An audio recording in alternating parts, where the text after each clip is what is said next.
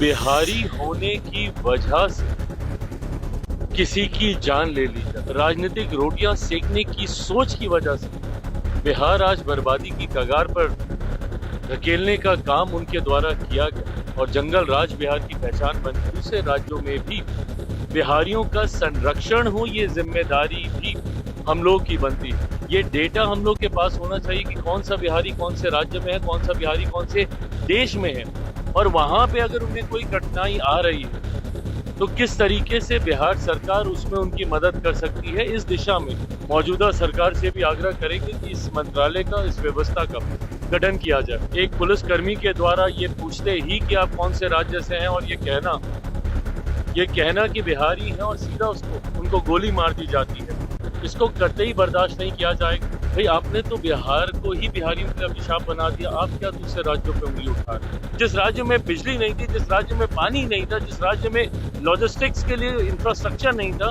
कैसे यहाँ पे इंडस्ट्री आती? नमस्कार, आप लाइव सिटीज देख रहे हैं। मैं हूँ आपके साथ काव्या।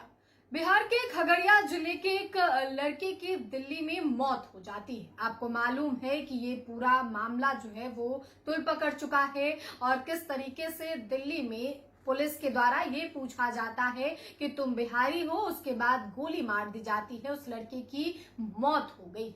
अब इस पूरे मामले पे चिराग पासवान जो कि केंद्र में मंत्री हैं, खूब गुस्से में और कह रहे हैं कि ये कतई बर्दाश्त नहीं किया जाएगा। मेरी पार्टी बिहार फर्स्ट और बिहारी फर्स्ट के विजन को लेकर चलती है और साथ ही बिहार सरकार से उन्होंने बड़ी मांग कर दी है और कहा है कि बिहारियों के लिए एक मंत्रालय का गठन होना चाहिए ताकि पता चल सके जो बिहार के लोग अन्य राज्यों में, अन्य देशों में रह रहे हैं, उनका पूरा डेटा हमारे पास रहे और उसके तहत हम कार्रवाई कर सके। तो आप पहले केंद्रीय मंत्री चिराग पासवान को सुनिए कि वो क्या कुछ कह रहे हैं।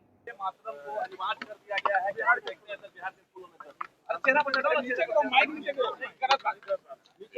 देखिए, बहुत समय पूर्व ही केंद्रीय गृह मंत्रालय के द्वारा ये निर्देशित किया गया था कि वंदे मातरम को जिस तरीके से हम लोग राष्ट्रगान, जनगण मन हम लोग करते हैं, उसी के साथ और उतनी ही इज्जत के साथ खड़े होना अनिवार्य है, सीधा रहना अनिवार्य है। उसको लेके कई गाइडलाइंस जारी की गई थी और जहां जहां पे भी जनगण मन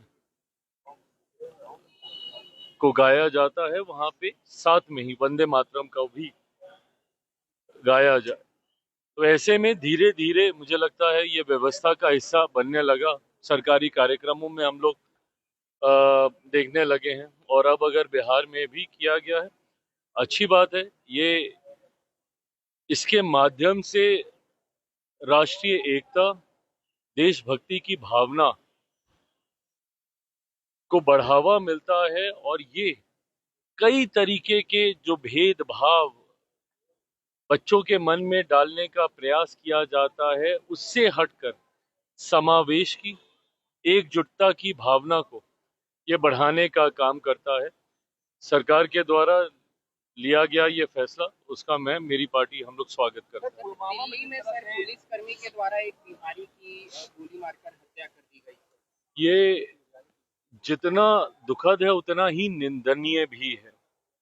ऐसे में कमिश्नर साहब से भी बात हुई है और आज क्योंकि मैं पिछले 2 दिन से बिहार में ही हूँ और हमारे पार्टी के सांसद कमेटी टूर पे थे, पर वो टूर को आधा छोड़कर आज शाम तक वो पीड़ित परिवार से मिलेंगे।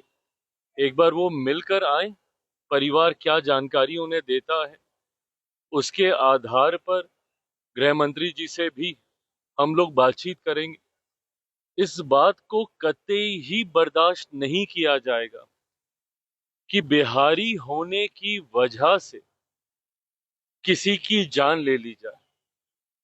मेरी लड़ाई खास तौर पर बिहारी अस्मिता की ही है। जब मैं बिहार फर्स्ट, बिहारी फर्स्ट की बात करता हूं तो मैं जात पात, धर्म, मजहब से उठकर उस खोए हुए बिहार के गौरव, बिहारी स्वाभिमान की लड़ाई लड़ने की ही बात करता हूं, जो एक समय में बिहारियों की पहचान था। नालंदा यूनिवर्सिटी हम लोग की पहचान था।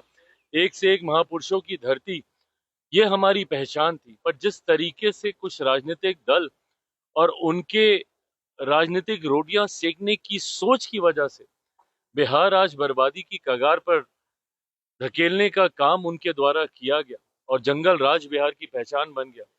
ऐसे में पुनः कैसे बिहारियों का गौरव स्वाभिमान लेकर आए, इस दिशा में तो हम लोग बिहार फर्स्ट बिहारी फर्स्ट के माध्यम से मुहिम चलाने का काम कर ही रहे हैं। पर हाँ, दूसरे राज्यों में भी बिहारियों का संरक्षण हो, ये जिम्मेदारी भी हम लोग की बनती है।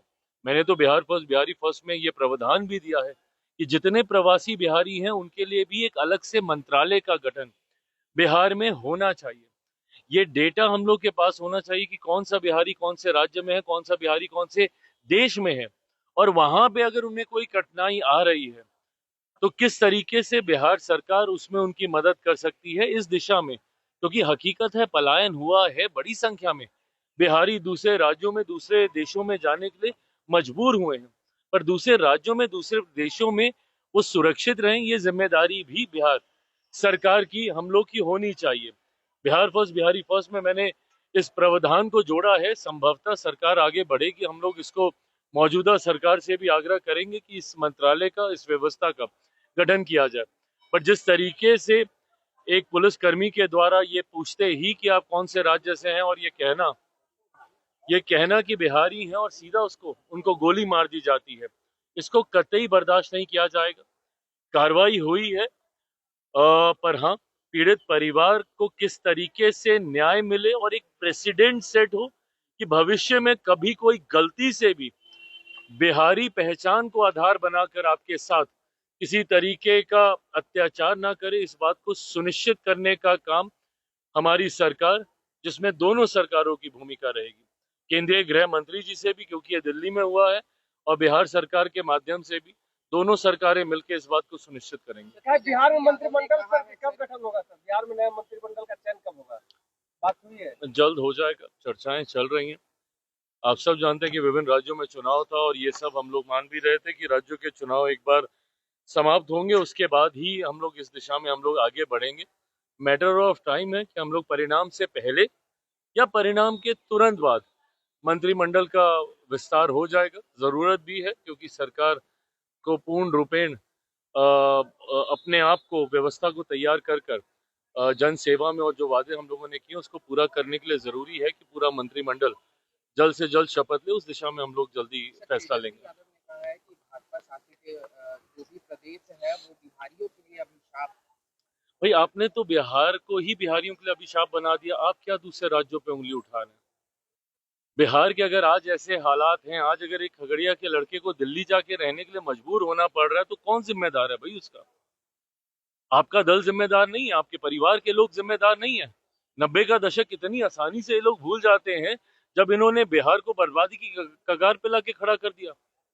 अगर बिहार जिस ग्रोथ के साथ आगे बढ़ रहा था, अगर वो 15 सालों का डेंट नहीं लगता है, जहां पे आपने अर्थव्यवस्था को पूरी तरीके से चरमरा दिया, जहां पे इंफ्रास्ट्रक्चर को आपने पूरी तरीके से ध्वस्त कर दिया, सवाल तो तुरंत आप पूछ लेते हैं कि 2 दशक से मुख्यमंत्री नीतीश कुमार जी रहे, उन्होंने क्या किया? आप खाई देखें जो आप छोड़ के गए थे।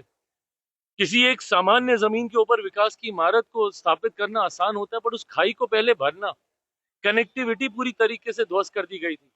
आज बिहार के किसी भी कोने से आप पटना, आप मुश्किल से 4.5-5 घंटे में आप आ सकते हैं। भाई, मैं खुद इसका गवाह हूं।